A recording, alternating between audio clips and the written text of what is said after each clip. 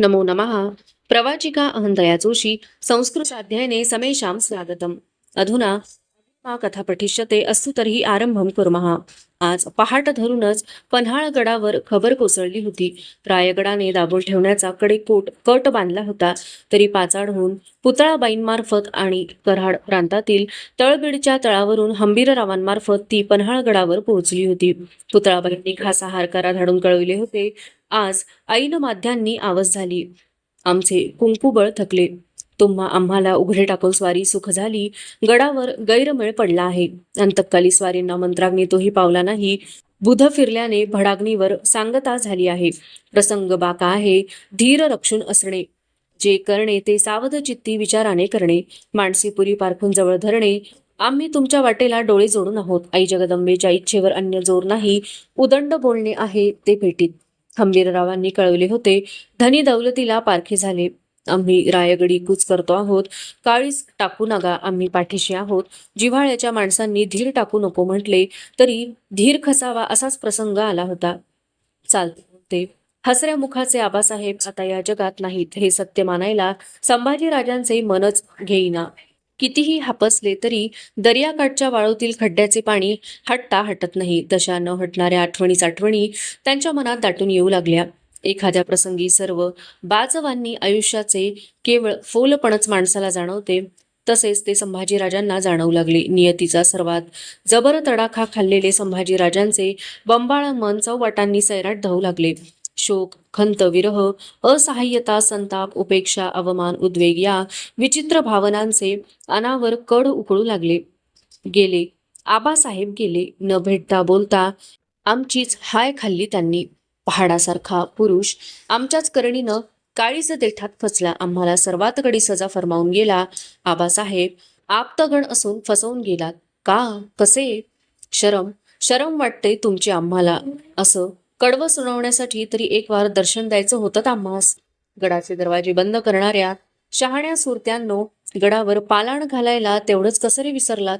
जौहरचा वेढा फोडणारे आग्रा कोठीतून निसटलेले आबासाहेब वरच्यावर फुल देतील हे ध्यानी कसं आलं नाही तुमच्या?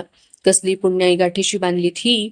आता कुणाच्या तोंडून शंभूराजे लेकरा अशी चिंब माया भरली साधा आम्ही ऐकावी. साक्षात अष्टभुजा भवानी समोर उभी करणारा जगदंब हा आईचा बोल आता कुणाच्या तोंडून आमच्या कानी पडावा. कुणाची पायधूळ आम्ही मस्तकी धरावी. त्या मावळ माचीवर कुणासोबत उभं राहून पाचाडच्या सदरेचं दर्शन घ्यावं. कशासाठी आता आम्ही रायगडाचं तोंड बघावं? सिंहासनासाठी? त्या दगडधोंड्याच्या दौलतीसाठी? छे, होणं नाही. कसली माणसं वावरतायत रायगडावर? ज्या आबासाहेबांनी मावळ्यांना हर हर महादेव हा मरणाचा महामंत्र दिला, त्यांना अंती मंत्राग्नीही दिला नाहीत. अरे, तुम्ही दिलेला भडाग्नी इथं आमच्या उरात भडकतो आहे. आलो तर त्यासाठीच येणार आहोत आम्ही रायगडी हिसाब पावता करायला. मराठी दौलतीचे छत्रपती म्हणजे पोर खेळ वाटला की काय तुम्हाला? त्यांना खुशाल प्याद्या फर्जांनी कोंडून टाकावं. तो इमानदार रायगड ढसढसला असेल तुमच्या साऱ्या करण्या बघून. आम्ही आबासाहेबांच्यावर रोष धरला होता तो साफ साफ होता, उघड होता सूर्यप्रकाशा एवढ्या. त्या क्षणांनी आम्हाला वाहतीला लावलं तरी थोर दिल्यानं त्या जाणत्या पुरुषानं आम्हाला छातीशी लावलं.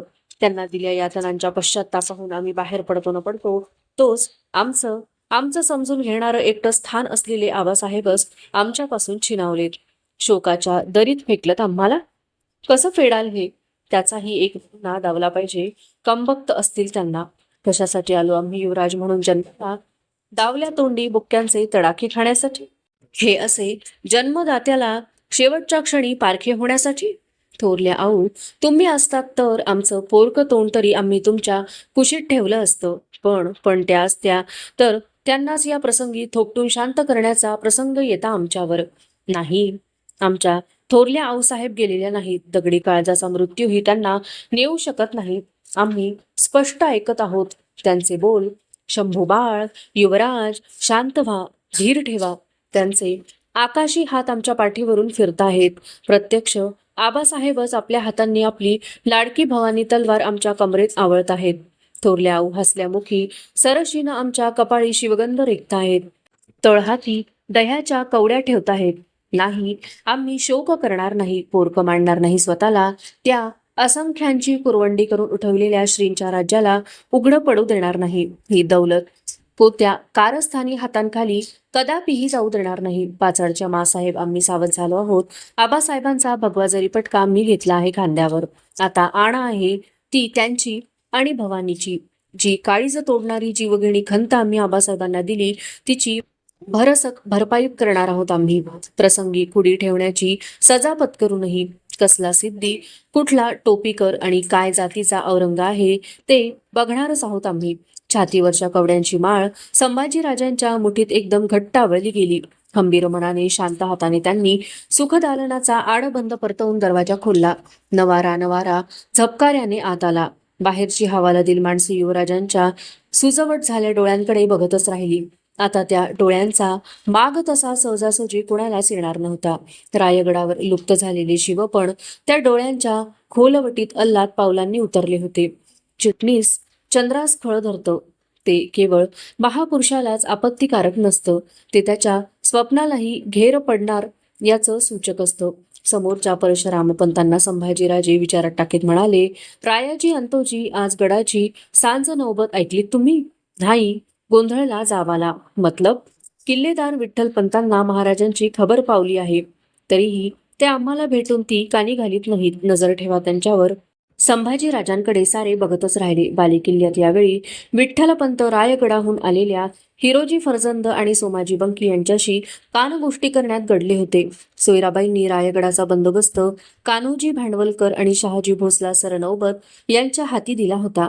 जामदार खाने दफ्तरखान्यांना आपल्या मोहरा ठोकल्या होत्या. हिरोजी फर्जंद आणि सोमाजी बंकी यांना पुढील व्यवस्थेसाठी विठ्ठलपंतांना पोहोचवायचा कानमंत्र देऊन दिंडी दरवाजाने रायगडाहून पन्हाळ्याकडे पिटाळले होते. शतरंज खेळीला पडला. पन्हाळ्याकडून संभाजीराजांचा आणि रायगडाहून सर्व सूत्रे आपल्या हाती घेतलेल्या महाराणी सोयराबाई आणि त्यांचे हस्तक यांचा. महाराजांचे रक्षा संवर्धन झाल्याच्या दुसऱ्या दिवशी कोकणपट्टीतून आलेले अण्णाजी दत्तो रायगड चढून आले. सांत्वनासाठी महाराणींची भेट घ्यायला ते सातमहाली त्यांच्यासमोर रुजू झाले. रिवाजांची बोलणी होताच सोयराबाईंनी मतलबाला हात घातला. स्वारी गेली. पुढील निर्णय काय याची धास्त पडली आहे आम्हास. त्यासाठीच आम्ही एकधावेनं राणी सरकारांच्या सेवेत तातडीनं रुजू झालो आहोत. आपण सांगाल त्याचाच पाठपुरावा करू आम्ही. धीर ठेवावा. अण्णाजी मान लववीत म्हणाले, तुमचा इतबार आहे आम्हाला, पण इतरांचं काय? आता पन्हाळा केव्हाही उचल खाईल. मोरोपंत, प्रल्हाद, निराजी, राहुजी आणि महत्वाचे ते सरलष्कर, त्यांचं काय? सरलष्कर सरकारांचे बंधूच आहेत. ते रामराजांच्या पाठीशी मामासाहेब म्हणून उभे राहतील असा आम्हास विश्वास वाटतो. इतरांची आम्ही समजूत पाडू. युवराज रायगडी स्वामी म्हणून येण्यात धोका आहे. जे करणं असेल ते तातडीनं आणि गुप्तपण करावं लागेल. बाळराजांना मंचकारोहण करून कारभारी सूत्रे महाराणींनी आपल्या हाती घेतल्याखेरीज राज्याची बरी निर्गत लागणार नाही. यावेळी आपण खंबीरपण धीर बांधून असावं. आम्ही खंबीरच आहोत. तुम्ही अवघ्यांसह बाळराजांच्या पाठीशी असा म्हणजे झालं. कुलदैवताच्या आणभाकेनं आम्ही ते करू. निर्धास्त असावं. सोयराबाईंच्या राजगळाला अण्णाजी या हिकमतीचा व प्रधान मंडळातील सर्वात सुळसुळता मासा लागला. हा मासा जाळ्यात फसणारा नव्हता. आपल्या अजब अक्कल हुशारीने जाळे विणणारा होता. छत्रपती शिवाजी महाराजांचे ज्येष्ठ पुत्र असता, युवराज असता, संभाजीराजांना बगलेला टाकून रामराजांची गादीवर स्थापना करण्याचा घाट अण्णाजींनी का घालावा? त्याला अनेक कारणे होती. एक तर आपल्या घरची गोदावरी ही स्त्री संभाजीराजांच्या मुळेच नाहक खर्ची पडली हा ठाम सल त्यांच्या मनातून हलता हलत नव्हता. तसाच धारा वसुलीच्या आपल्या तर्फेच्या अधिकारात युवराजांनी वेळोवेळी हस्तक्षेप केल्याचा त्यांना राग होता. आणि सर्वात महत्वाचे म्हणजे संभाजीराजांच्या हाताखाली सुरनिशी चालू राहिली तर पुऱ्या अधिकाराने राबविता येईल की नाही, ती कायम हाती टिकेल की नाही याची त्यांना शाश्वती नव्हती. रामराजे स्वामी होण्यात मात्र तेच महाराणीचे प्रमुख सल्लागार राहणार असण्याची शक्यता होती. सोयराबाई तर संभाजीराजांच्या मागे महाराजांच्या राज्याभिषेकापासूनच हात धुवून लागल्या होत्या. शत्रूचा शत्रू तो मित्र या न्यायाने सोयराबाई आणि सुरनीस अण्णाजी दत्तो यांची हात मिळवणी ओघानेच झाली. संध्याकाळी नाशिक त्र्यंबक भागातून आलेले पेशवे मोरोपंत रायगडावर आले. तेही महाराणींच्या भेटीसाठी सातमहालात रुजू झाले. महाराजांविना सुना वाटणारा बालेकिल्ला बघून त्यांच्या मनात कालवा दाटली होती. सांत्वनाचे चार शब्दही त्यांना महाराणींना सांगविना तोंडावर उपरणे घेत ते लहान मुलासारखे कोंदटते गदगदले. त्यांचा उमासा सुमार होताच सोयराबाई त्यांना म्हणाल्या, तुम्हीच असा धीर टाकलात तर आम्ही कुणाकडे बघावं पंत? या बाळराजांना कोण देणार पाठबळ? आम्ही तर उजाडत झालो, काय करावं समजेना झालं आहे. सोयराबाईंच्या शब्दाशब्दांनीच मोरोपंतांच्या पोटात रायगड चढतानाच पडलेला खड्डा दुणावत चालला. डोळे टिपून मान लववीत ते बांधील बोलले, खाशांनी काळीच टाकू नये, आम्ही पाठीशी आहोत. तोच आधार आहे. तुमच्याकडून हीच उमेद राखून आहोत आम्ही. अण्णाजींची भेट घ्या. जे करणं ते त्यांच्या तुमच्या एक विचारे करा. आम्ही काय सांगणार? जे सांगायचे होते ते सांगूनही सोयराबाई नामानिराळ्या झाल्या. एक विचार पूर्वीच झाला होता, सोयराबाई आणि अण्णाजींचा. प्रधानमंत्री असलेल्या मोरोपंतांना त्यात कसबाने सामील करून घेतल्याशिवाय एकही पाऊल पुढे टाकता येणार नव्हते. शेवटी मोरोपंत दौलतीचे शिक्केधारी पंतप्रधान होते. उदास उदास रायगडावर खिन्न काळी रात्र उतरली. ती उजळायला असमर्थ असलेले टेंभे शिलगले. मंत्रीवाडीतील अण्णाजींच्या वाड्यात मोरोपंत आणि अण्णाजींचा धूमन झालेले मोरोपंत पक्क्या निर्णयाला येत नव्हते. अण्णाजी आपल्या बुद्धीचे सारे कसबपणाला लावून रामराजांचा पक्ष त्यांच्या गळी उतरवित होते. मोरोपंतांनी जरी ठाम निर्णय अद्याप दिला नव्हता तरी त्यांचाही कल अंमळ रामराजांकडे चुकला होता. वद्यपंचमीच्या दिवस सुट्टीला रात्रभर पाचाडात मुक्काम केलेले हंबीरराव रायगड चढू लागले. ते पुतळाबाईंची भेट घ्यायला विसरले नव्हते. महाराज आजारी पडल्यापासून काय काय नी कसे घडत गेले याचा तोंडावळा त्या भेटीत हंबीररावांना उमगला होता. महाराज गेल्याचे जेवढे दुःख त्यांना वाटले होते तेवढेच महाराणींची बुद्धी पालटल्याचे. त्यांच्या मागाने इमानाची माणसे परतत असल्याचे त्यांना वाटले. गडावर येताच हंबीरराव महाराणींच्या भेटीसाठी सातमहालाच्या तोरणी दालनात दाखल झाले. त्यांना बघताच श्वेतवस्त्रधारी सोयराबाई फुटफुटून रडल्या. महाराजांच्या आठवणीनं हंबीररावांचे डोळेही पाघळू लागले. एवढा पहाडातील नेटाक गडी पण धन्यांच्या आठवानं लहान बच्चागत हुंदकला. रामराजांना जवळ घेत सोयराबाई घोगरे म्हणाल्या, आमचं एक राहू द्या. तुमच्या या भाच्यांना बाळराजांना कुणी धीर द्यावा. बरं झालं तुम्ही गडावर आलात ते. आमचा घोर थोडा तरी मिटेल आता. नाहीतर एवढ्या दौलतीची जोखीम कुणाच्या बळावर पत्करावी. यांनी सोयराबाईंनी हंबीररावांना कसबानं चाचपून बघितले. छत्रपतींचे श्राद्ध कर्म होण्या अगोदरच महाराणी दौलतीचा विषय काढतील असे काही हंबीररावांना वाटले नव्हते. त्यांनाही गडावरच्या माणसांना खूप विचारायचे होते. गडाचे दरवाजे बंद का होते? धनी पडून असताना आम्हाला साधी खबर ती का नाही मिळाली? छत्रपतींना शेवटचा अग्निदाह भडाग्नीनं कसा काय दिला सर्वांनी? पण हे विचारण्याची वेळ नव्हती. हे हंबीररावांना जगल्या हयातीने शिकवले होते. रामराजांना जवळ घेत त्यांचे खांदे थोपटीत हंबीरराव सोयराबाईंना समन्वयाचे भान देण्यासाठी म्हणाले, हे आणि युवराज म्हणजे धन्यांना दोन डोळ्यांगत हाईत. तेसनी बोलवून घेऊ पन्हाळ्यावरनं. काय करायचं ते युवराज, पेशवे, सुरनीस, न्यायाधीश, येसाजी काका, तुम्ही आम्ही मिळून करू. धनी गेल्याचं बघून चौतर्फांचा गलीम आता उचल खाणार. धन्यांचं शास्त्र धर्माचं हुंद्या समद, मग ठरवू समद. सोयराबाईंनी रायगडावर बसून 4 पावसाळे काढले असले तरी हंबीररावांनी मरण पाठीशी टाकून दौलतीसाठी वणवण मुलूकभर दौडत 4 उन्हाळे सोसले होते. ते इमानाचे आणि बिनतोडीचे बोलले होते. त्यांच्या मनसुब्याची दिशा ध्यानी येताच सोयराबाई सावध झाल्या. आपल्या बेतात हंबीरराव सामील होणार नाहीत हे त्यांनी ताडले. उलट हंबीरराव हाताशी लागणारी अण्णाजी मोरोपंत ही माणसे फोडतील या शंकेनेच त्यांच्या मनी फणा उठविला. हंबीररावांना रायगडावरून टाकोटाक दूर कसे उचलावे हा विचार घोळत असताना सोयराबाई वरवर म्हणाल्या, आम्ही तुमच्या सल्ल्याबाहेर नाही. जे करणं असेल ते तुमच्या मसलतीनच करू. बाळराजे मामासाहेबांचे पाय शिवता? सोयराबाईंनी हंबीररावांच्या मनातील रक्ताचे नाते शेवटचा यत्न म्हणून तपासून बघितले. पाय शिवण्यासाठी वाकू बघणाऱ्या रामराजांना वरस थोपीत हंबीरराव म्हणाले, नग हे काय करता भलतच? तुम्ही बाळराज म्हणून धन्यापोटी उपजला तवाच चाकर झालो आम्ही तुमचं. खास गतीचं नातं तवा सरलं. आमचा मुजरा घ्यायचा तुम्ही. आणि महाराणी रामराजांना मुजरा देऊन हंबीरराव बाहेर जायला निघाले. त्यांच्या धिप्पाड पाठीवर सोयराबाईंची जळजळीत नजर पलित्यासारखी फिरली. तिने रक्ताच्या नाद्याचे अंकुर जाळून टाकले.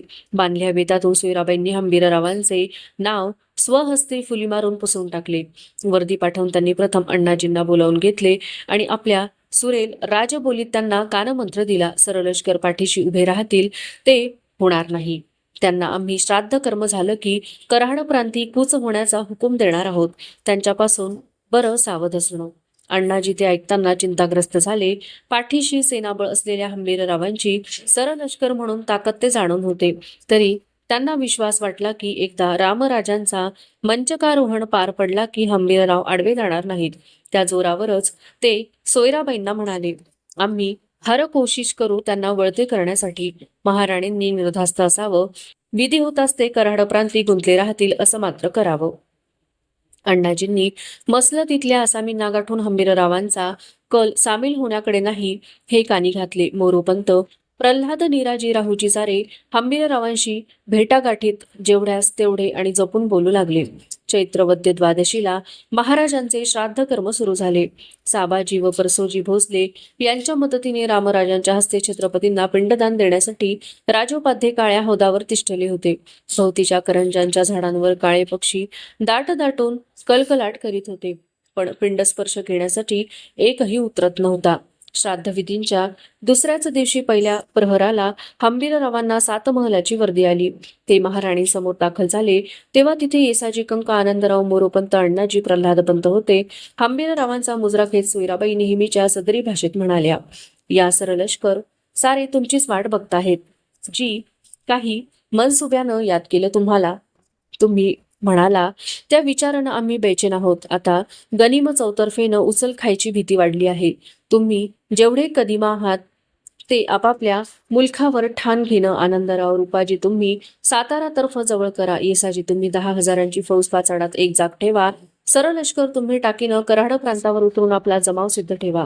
पंत, अण्णाजी तुम्ही आपापले मुलूख जवळ करा. महाराणींचे हुकूम झेलीत जी म्हणत पगड्या सरासर झुकल्या. वर होत हंबीरराव मान खोलण्यासाठी म्हणाले, समद पुढं ध्यान देऊन व्हाय पाहिजे. ते तुम्हा साऱ्यांच्या मसलतीनं निवांत करू. या क्षणी गरज आहे ती मुलूख राखण्याची. आजच निघावं साऱ्यांनी. जी हंबीररावांसह सारे हुंकारले. सोयराबाईंनी बैठक सोडली. सर्वांना विडे देण्यात आले. ही सदर हंबीरराव आनंदराव यांना रायगडावरून बाहेर काढण्यासाठीच होती. अण्णाजी आणि मोरोपंत मागेच राहणार होते.